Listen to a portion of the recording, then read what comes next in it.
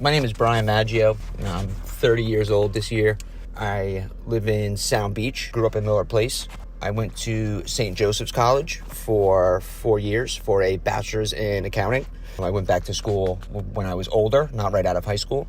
After getting my bachelor's in accounting, I left the Port Jefferson Ferry, where I had worked for 7 years prior, from 2013 till June 2019, at which point I left to start my career in accounting.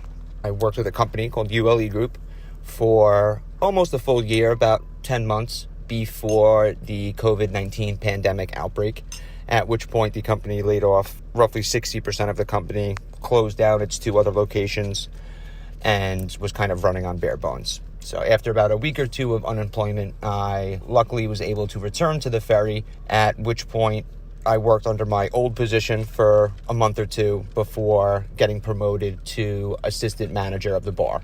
In that role, I help do the schedules, design menus, come up with new drink recipes, fill out forms for staff or design forms for staff to fill out, host inspections by the United States Coast Guard, and I'm still working there today.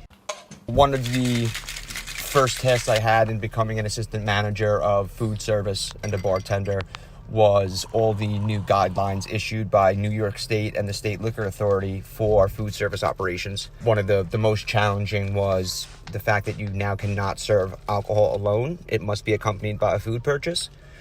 So we've had to instill some new procedures also to help make it contactless. So it's been a tricky challenge, but it's working thus far.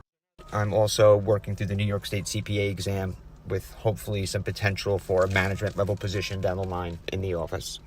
The goal is once I maybe stay here if they had the right position open, but I'd really like to get into the public accounting realm.